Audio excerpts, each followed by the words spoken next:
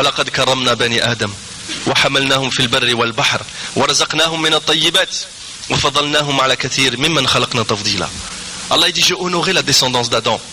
Je leur ai permis de se transporter sur la terre et sur la mer. Et je leur ai donné toutes sortes de subsistances. Et je les ai préférés par rapport à toutes les autres créatures. Combien Allah subhanahu wa ta'ala nous a aimés. Donc quand nous, on dit dans la prière Allahu Akbar, on ne se rend pas compte que veut dire ce mot. Pour nous c'est Allahu Akbar et on rentre dans la prière, c'est tout. Mais c'est Allahu Akbar min kulli shay. Allah est plus grand que tout. Plus grand que cet univers. Plus grand que ma représentation que je peux avoir de lui. Plus grand que tout ce que les gens peuvent dire de lui. Combien d'hommes pieux, de compagnons, de tabi'in ont essayé de glorifier Allah subhanahu wa ta'ala à sa juste valeur mais n'ont pas réussi. Un hadith du prophète sallallahu alayhi wa sallam qui dit Subhan al-Ahad al-Ahad, gloire à celui qui est seul à posséder l'unicité.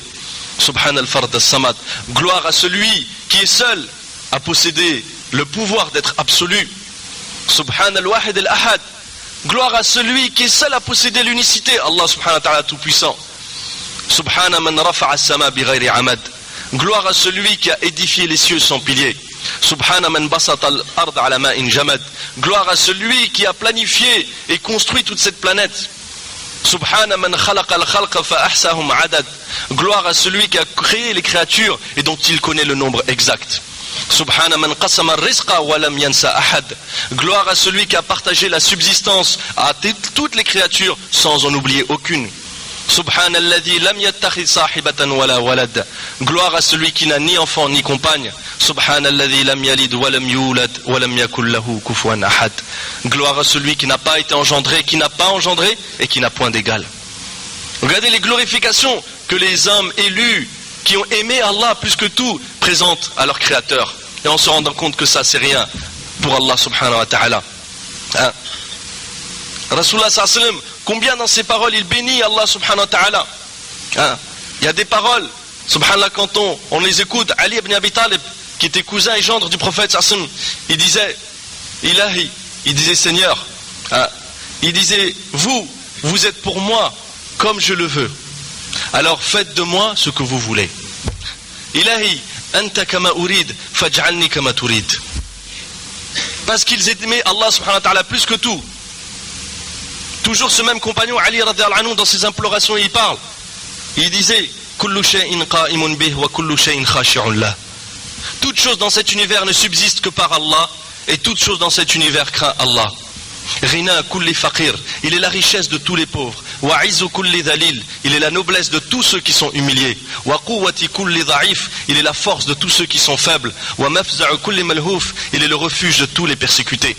Qariban ghayra ba'id, il est proche de nous, il n'est pas éloigné. Ghaliban ghayra maghlub, il est toujours vainqueur, jamais vaincu. Man takallama sami'a nutqahu, celui qui vient à parler, Allah il entend sa voix. Wa man sakata alima sirrahu, et celui qui se tait, alors Allah sait ce qu'il cache en secret. Lam takhluqil khalqa li wahsha, tu n'as pas créé la créature parce que tu avais besoin d'eux. Wala khalaqtahum li manfa'a, tu ne les avais pas créés pour qu'ils te soient d'une quelconque utilité. Wala yasbiquka man talabta, et celui que tu veux, il ne peut pas s'enfuir. Regardez comment ils glorifient Allah subhanahu wa ta'ala, parce qu'ils ont aimé Allah plus que tout, parce qu'ils ont compris qui était notre créateur. Allah subhanahu wa ta'ala ya'lamu mathaqil al-jibal, Allah il connaît le poids des montagnes. Wa maka'il al-bihar, il connaît le volume des océans. Wa adada qatar al-amtar, il connaît le nombre de gouttes de pluie qui tombent. Wa adada waraq al-asjar, et il connaît le nombre des feuilles qu'il y a sur tous les arbres de la planète. Wa ma tuwari minhu sama'un sama, aucun ciel ne peut s'interposer entre lui et son regard. Wala ardun arda, ni dans les profondeurs de la terre, rien ne peut s'interposer entre lui et son regard. Allah subhanahu wa ta'ala, dans ses attributs, il est Sami', Basir. Quand il voit, rien ne peut empêcher sa vision, son regard d'atteindre ce qu'il veut. Quand il entend, que ce soit Yasma' wa yara dabib an-namlati as-sawda ala sakhrati as-samma fi laylatin dalma. Allah il voit, il entend les bruits des pas d'un insecte minuscule sous une pierre noire dans une nuit noire. Rien ne lui échappe, Allah subhanahu wa ta'ala. Quand on connaît notre créateur, quand on se rend compte de sa grandeur, de sa toute puissance, alors on ne peut que l'aimer, on ne peut que le respecter, mes frères. C'est pour cela, à travers rien que l'observation de notre univers, on devrait s'effondrer, se prosterner devant Allah subhanahu wa ta'ala. Car tout ce qu'il y a dans cet univers craint Allah. Le soleil avec son volume 1 million de fois plus gros que la terre. Est-ce qu'un jour il s'est rebellé devant Allah? Est-ce qu'un jour il a osé se dresser devant Allah? Jamais. Depuis plus de 4 milliards d'années qu'il existe, il s'est toujours levé pour nous à l'est et il s'est couché à l'ouest. Jamais il a dit je suis fatigué de faire ce travail, je suis fatigué d'éclairer et de réchauffer les humains. Il a toujours obéi, il a toujours craint son créateur. Mais qui le désobéit, qui se permet de se dresser? C'est nous les humains fragiles, pauvres. Antumul fuqara ila Allah wallahu al-ghani wal-hamid. Allah dit c'est vous les pauvres, alors qu'Allah lui le riche digne de louange. Wa ma 'indakum yanfad wa ma 'inda Allahi baq. Ce que vous possédez est tarissable, ce que Allah possède est intarissable. Nous ne sommes rien, nous sommes faibles, nous sommes fragiles, à tel point que lorsque les cieux et la terre et les océans ont vu notre désobéissance, ils ont dit Seigneur Dieu, Allah, nous les cieux, nous la terre, nous les océans, nous sommes prêts à engloutir cet être humain qui ne cesse de te désobéir. Alors Allah subhanahu wa ta'ala, qu'est-ce qu'il a dit? Si vous les aviez créés, vous leur auriez fait miséricorde. Allah Akbar. Combien Allah il est bon avec nous, subhanallah. Il nous a aimés à un tel point que nous on ne peut pas imaginer. Et pour voir la générosité d'Allah, regardons sur cette planète. S'il n'y avait pas d'oxygène, comment pourrions-nous vivre? Il n'existe nulle part ailleurs cet oxygène. Mais Allah a créé des usines qui gratuitement fabriquent cet oxygène pour nous. Et ce sont tous ces végétaux verts qui existent sur la planète. En même temps, ces arbres, en même temps qu'ils fabriquent pour nous l'oxygène, ils fabriquent en même temps la matière organique au cours de la photosynthèse. C'est-à-dire du sucre qui va être renfermé dans les fruits, tout ce qui est amidon, et puis constituer même le tronc de l'arbre. Regardez l'utilité d'un arbre. De ses racines, on en fait de la nourriture, on en tire des médicaments. De la sève, on en fait du sirop d'érable, du sirop pour se soigner même. Le tronc lui-même, on peut s'en servir pour en faire des meubles, des chaises, des tables. Et quand on n'en veut pas d'utilité concrète pour en faire des meubles, ce tronc-là, on le découpe et on le brûle. Subhanallah. Ensuite, à partir des feuilles, on peut en faire des infusions, des tisanes, une source de nourriture. Ça, c'est quand la feuille, on la détache de l'arbre. Quand la feuille est sur l'arbre, elle nous donne notre oxygène. Et quand elle tombe de l'arbre et qu'elle arrive à terre, elle va fabriquer un terreau très fertile pour permettre à d'autres graines de se développer. Puis encore sur cet arbre, il y pousse des fruits secs, des fruits charnus. Parmi ces fruits charnus, il y en a de toutes les couleurs, il y en a de tous les goûts, et pour tout le monde. Subhanallah. Regardez l'utilité d'un arbre. Et quand bien même tu ne profites ni de ses racines, ni de son tronc, ni de ses feuilles, ni de ses fruits, eh bien quand il y a trop de soleil, tu te mets à son ombre. Subhanallah. Regardez combien Allah il est généreux. Quel être humain aurait pu créer un arbre? Quel ingénieur, quel physicien, quel biochimiste? Personne n'est capable. Et regardez dans le monde botanique, les spécialistes en physiologie végétale vous le diront.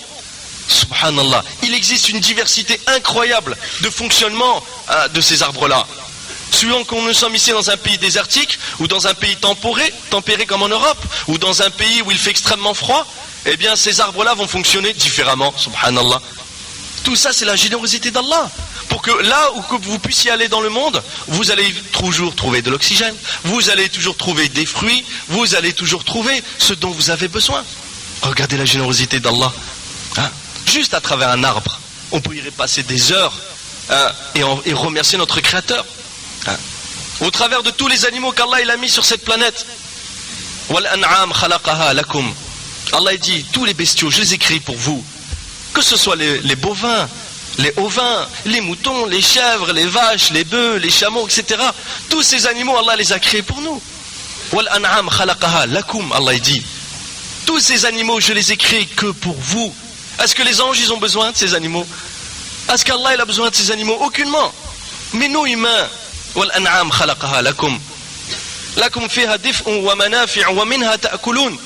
à partir de ces animaux, eh bien, on va en tirer des vêtements quand on prend la laine des moutons. On va en tirer la peau pour en faire le cuir. On va en tirer leur viande comme source de nourriture, source de protéines. Nous les emmenons dans les pâturages, hein, pour que justement ils puissent grandir, se développer.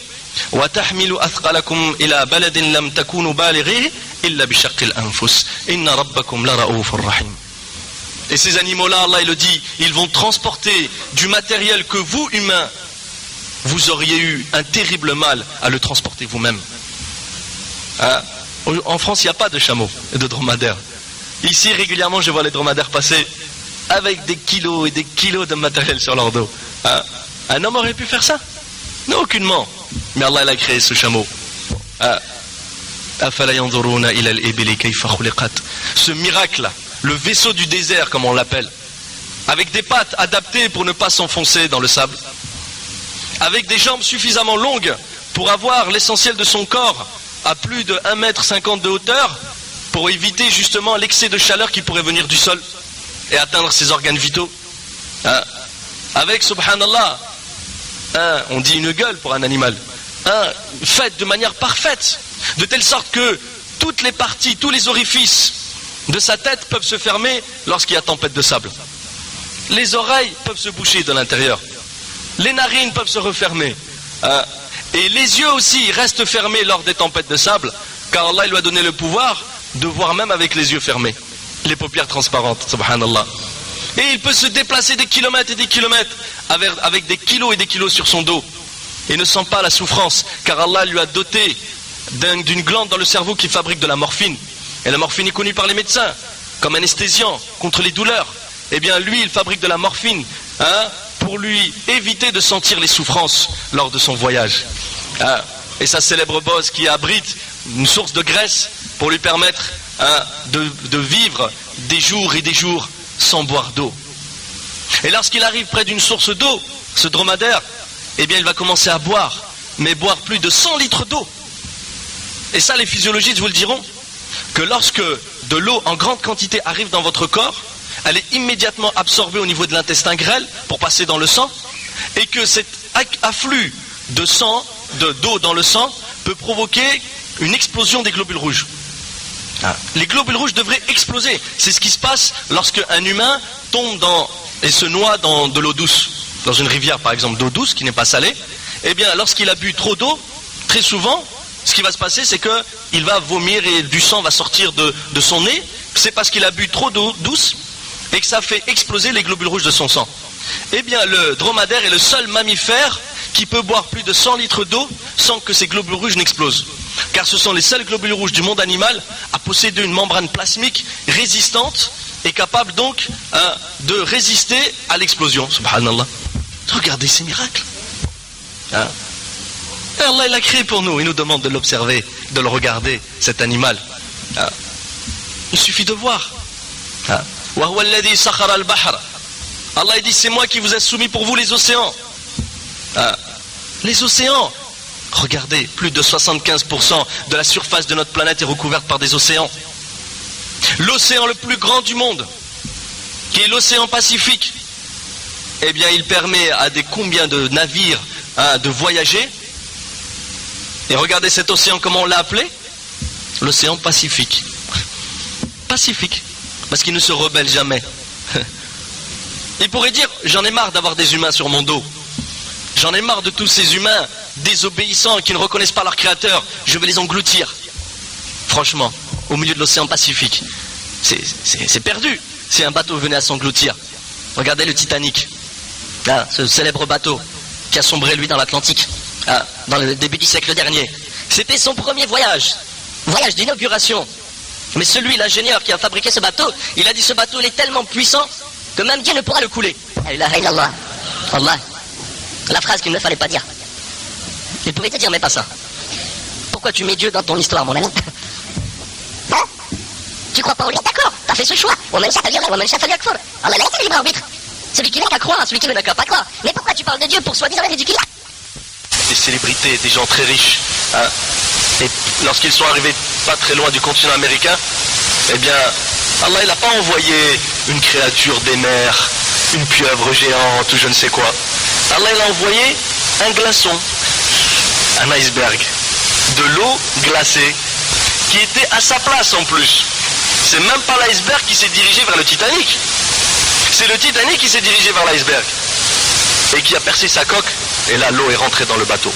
Et le nom même Titanic, qui vient de titan, de titanium, ça veut dire indestructible. Le nom même était un défi. Eh bien le bateau a sombré jusqu'à aujourd'hui. Il est encore là-bas, hein, mes frères. Ils ont envoyé il y a quelques années une sonde, ils ont appelé la sonde Challenger. Vous en avez entendu parler? 15 ans à peu près. Toutes les caméras étaient braquées. Il y avait, je ne sais plus, 4 ou 5 passagers à l'intérieur. Et la sonde s'appelle Challenger. Challenger, ça veut dire le défi. Pour défier qui? Hein? Et en direct, toutes les caméras du monde, mes frères, malheureusement pour les passagers, ont vu la sonde exploser dans le ciel. Hein? Attention à ce qu'on fait, nous les humains. Hein? Donc comment nous, quand on voit cet océan qui est le Pacifique, eh bien malgré sa taille et son volume, il accepte que des humains puissent voyager sur son dos. Et ça, c'est par la volonté d'Allah. Hein? Uniquement par la volonté d'Allah. Et dans ces océans, Allah subhanahu wa ta'ala, il y a mis une source de nourriture pour nous les humains. Combien d'espèces, de poissons qui vivent dans ces océans? C'est un miracle. Wallah, le monde de la mer, combien il est intriguant et étonnant. Des animaux qui vivent d'une manière complètement différente. Si vous étudiez les poissons tropicaux, juste vous regardez dans des livres, quand vous irez à la bibliothèque, vous regarderez des photos de ces poissons tropicaux. Wallah, mes frères, sur un seul poisson, tu peux trouver 15 couleurs différentes. Du bleu, du jaune, du rouge, du vert. Mais attends, il a été peint par un artiste ou quoi là? Hein? Des couleurs écarlates, de très belles couleurs, subhanallah. Et ça on dit non, ça s'est fait normalement. Hein? Rien que les poissons les plus répandus, comme la sardine, hein, ou le thon, ou le hareng, ont une couleur caractéristique. C'est-à-dire blanc au niveau du ventre et gris au niveau du dos. Hein, gris brillant là. Rien que ces deux couleurs ne sont pas faites au hasard. Alors comment 12 couleurs pourraient être au hasard? Pourquoi elles ne sont pas faites au hasard? Parce que le blanc qui est en dessous au niveau de leur ventre, c'est lorsque les animaux, les poissons prédateurs sont en profondeur dans l'eau, ces poissons, eux, regardent vers la surface. Mais avec la lumière du soleil, eh bien on a l'impression que toute la surface de l'eau est blanche. Donc ces animaux ont un ventre blanc pour passer inaperçus. C'est une manière de se camoufler pour éviter les prédateurs. Et pourquoi leur dos est brillant? Parce qu'il y a des prédateurs aussi au-dessus, ce sont les oiseaux. Et les oiseaux, la mer vue d'en haut, avec le soleil qui réfléchit sur la surface de l'eau, la surface de l'eau paraît brillante. Eh bien ces poissons-là, ils ont un dos brillant pour encore se camoufler.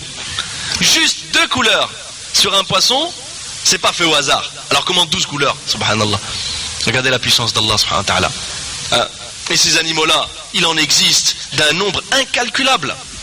Et ils sont là dans la mer, à vivre à toutes les profondeurs. Regardez la puissance d'Allah subhanahu wa ta'ala. Et cet océan donc permet que nous, on s'en nourrisse. On en tire du corail, des parures pour faire des bijoux, les perles qui coûtent très très cher à partir des huîtres. Et vous savez, subhanallah, qu'une perle, qu'est-ce que c'est? C'est une saleté qui est entrée dans l'huître, subhanallah.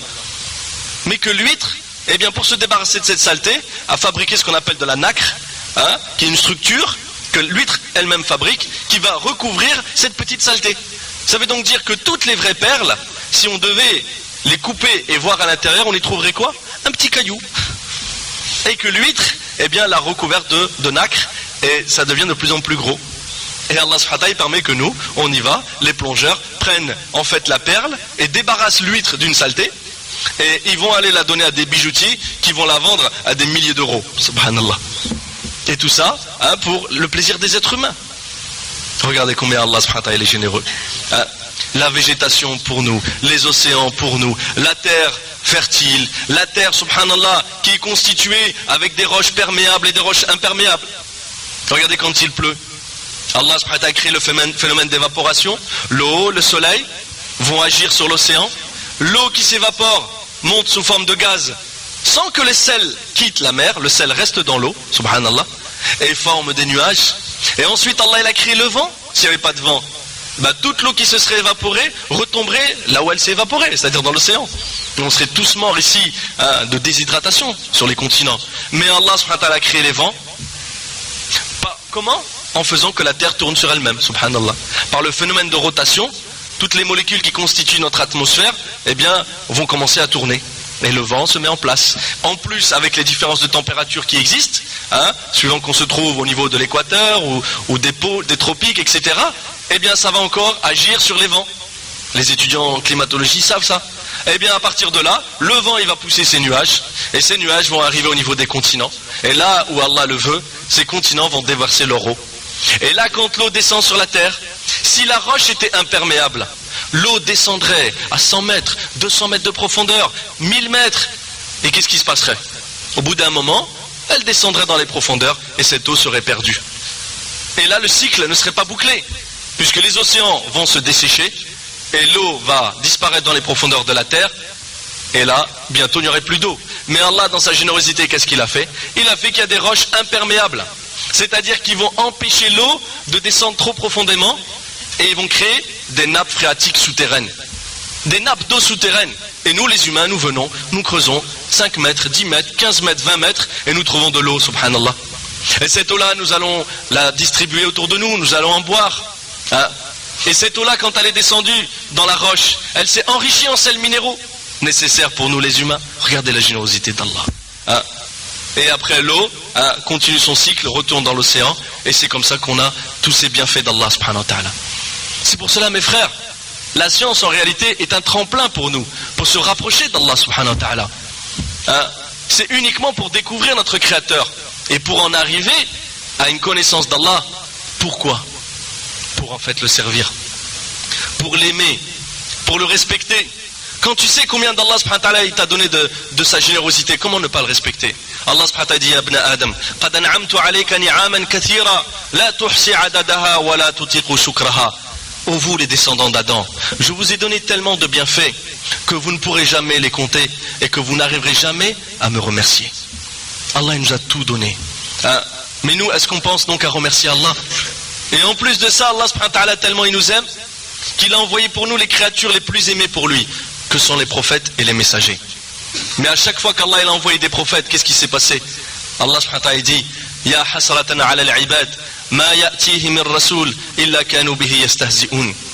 Allah il dit mais hélas, malheureusement pour mes serviteurs, mes créatures, à chaque fois que je leur ai envoyé un messager, ils se sont moqués de lui.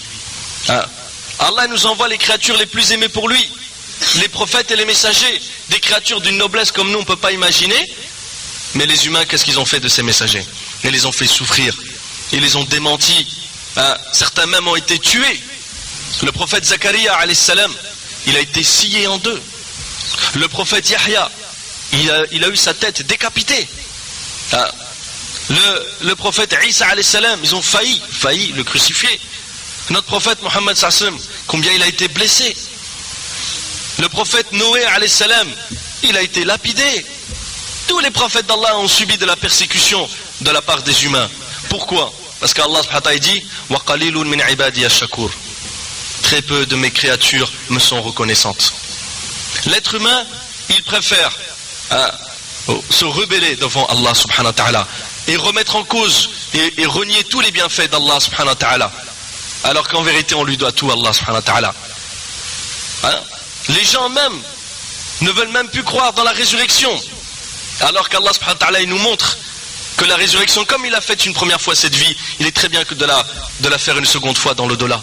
C'est pour cela que nous, en tant que croyants, hommes et femmes, nous devons comprendre que la connaissance d'Allah est une urgence pour nous sur cette terre. Wallahi. C'est une urgence pour nous de connaître qui est Allah.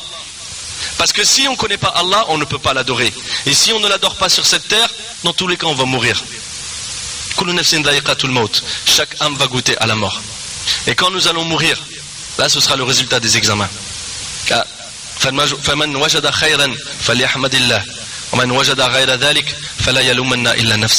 Celui qui trouvera du bien le jour du jugement, qu'il remercie Allah. Mais celui qui trouve autre chose, qu'il ne s'en prenne qu'à lui-même. Mes frères, quand nous allons mourir, nous allons être emportés seuls dans la tombe. Les gens seront là pour nous porter dans notre cercueil, mais nous serons seuls dans la tombe. Et à ce moment-là, un ange prendra du sable et de la poussière et la jettera sur tous les gens qui seront venus assister à l'enterrement et leur dira retournez tous vers vos occupations et oubliez vos morts. Et là les gens retournent Et le prophète Sassim dit, Yatba'ul mawta thalatha. Il y a 3 choses qui suivent à mort. Ahluhu wa maluhu wa amaluhu. Sa famille, ses richesses et ses actions. Yarji'u ithnin wa yabqa wahid. 2 choses retournent. Sa famille et ses richesses qui vont se les partager. Et wa yabqa wahid, il reste uniquement amaluhu, ses actions. Et là, il est seul dans la tombe. Il entend le bruit des pas des gens qui s'éloignent. Il entend le bruit du sable qui est jeté sur son corps. Et là, c'est l'obscurité pour lui ou pour elle. Et à ce moment-là, dans cette tombe, Allah subhanahu wa ta'ala, il parle à cette personne. Il lui dit, Zahabu wa tarakouk, ils sont partis, ils t'ont laissé. Et sous la terre, ils t'ont enterré. Et même s'ils étaient restés avec toi, ils ne te seraient d'aucune utilité. Et dans la tombe, maintenant, il ne reste plus que moi, et moi je suis le vivant qui ne meurt jamais. Celui, mes frères, mes sœurs, qui dans ce monde, son dernier souvenir avant de dormir était Allah. Son premier souvenir en se réveillant le matin, c'est Allah. Dès qu'il lui arrive une joie, il dit Alhamdulillah. Quand il lui arrive un malheur, Inna lillah. Dès qu'il a besoin d'Allah, dès qu'il a un problème, il se tourne vers Allah. Alors, cette personne qui dans ce monde a été un bon serviteur envers Allah, eh bien, à ce moment-là, on sera content d'avoir été des serviteurs d'Allah. Dans la tombe, on sera content d'avoir été ceux qui ont servi le Tout-Puissant, notre Créateur. Car Allah subhanahu wa ta'ala, jamais il va nous abandonner. Et là, dans la tombe, quand les anges vont venir nous poser des questions, qui est ton Dieu? Quelle est ta religion et quel est ton prophète? Alors celui qui n'avait pas la foi convaincue, qui n'a pas aimé Allah convenablement, il sera incapable de répondre à ces 3 questions. Incapable. Et seuls ceux qu'Allah subhanahu wa ta'ala a aimés seront capables de répondre. Allah donnera la force aux croyants, hommes et femmes, de répondre à ces questions dans la tombe. Et puis à ce moment-là, cette tombe devient soit un jardin du paradis, soit un fossé dans l'enfer. Et là, les gens restent dans leur tombe, soit à être torturés et châtiés, ou soit à connaître des plaisirs et les délices, jusqu'à ce que le jour du jugement arrive. Et wallahi, ce jour-là terrible, qui pèse très lourd pour les cieux et la terre, car seul Allah en connaît la date exacte et précise. Ni prophète, ni un messager, ni les anges, ni un humain, ni un génie ne connaît la date de ce jour. Le jour où Allah va décider que le terme maintenant arrive à échéance. Alors Allah subhanahu wa ta'ala va appeler l'ange Israfil, qui va souffler dans le clairon de l'Apocalypse. Et à ce moment-là, toute créature vivante de cette planète et de l'univers est vouée à mourir. Allah subhanahu wa ta'ala appellera l'ange de la mort. Il lui dira, Ya Malik al-Maut, maintenant qui reste-t-il de vivant dans cet univers? Et l'ange de la mort dira, Ya Allah, il reste nous les anges nobles, Jibril, wa Mikaïl, wa Israfil, et moi Malik al-Maut, ainsi que toi Allah, le vivant qui ne meurt jamais. Alors Allah subhanahu wa ta'ala va dire, Ya Malik al-Maut, je veux maintenant que tu ailles reprendre l'âme de mes anges bien-aimés. Et là l'ange de la mort va aller voir Israfil, Mikaïl et Jibril alayhim salam.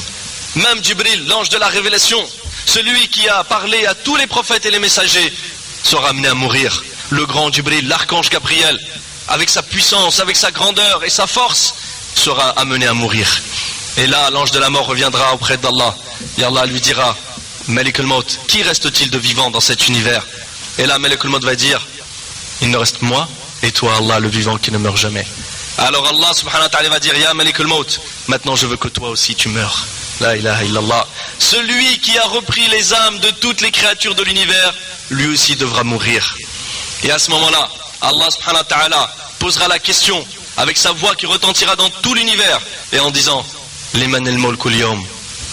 À qui appartient le royaume aujourd'hui? Où sont les pharaons? Où sont les Nemrod? Où sont les Qaroun? Tous ces gens qui se sont crus puissants, qui se sont crus éternels. Personne ne pourra répondre. Allah dira une deuxième fois, Liman al-mulku al-yawm. À qui appartient le royaume aujourd'hui? Aucune voix dans l'univers ne peut répondre. Et pour une troisième fois, Allah dira, Liman al-mulku al-yawm. À qui appartient le royaume aujourd'hui? Et Allah lui-même se répondra à lui-même, Lillahi al-wahid al-qahhar. À Allah l'unique, le dominateur. Et là, Allah subhanahu wa ta'ala va rappeler l'ange Israfil, le ressusciter, et lui demander de souffler une seconde fois dans le corps de l'Apocalypse. Et là, toutes les âmes qui ont existé depuis le commencement, depuis le début de cette création, toutes les âmes vont être ressuscitées pour ce jour terrible, ce jour du jugement. Toute l'humanité, des milliards, des milliards, des milliards de personnes.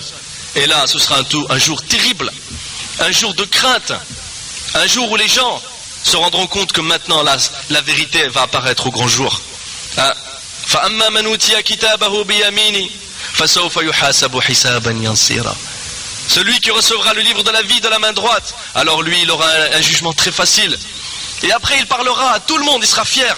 Ce jour-là il n'y a plus la sincérité, il faut cacher ses bonnes œuvres. Il leur dira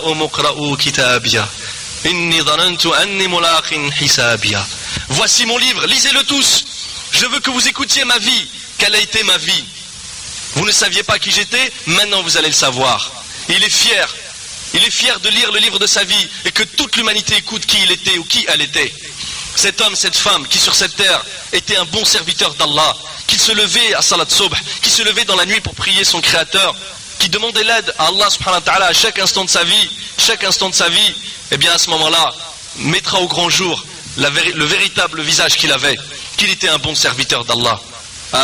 Et à ce moment-là, à l'inverse, tous ces hommes, toutes ces femmes qui ont vécu en suivant leur plaisir et leur passion, qui ont oublié leur Créateur, ceux qui recevront le livre de la main gauche, à ce moment-là, ils vont commencer à regretter. Et ils vont dire pourquoi la mort ne m'a pas anéanti,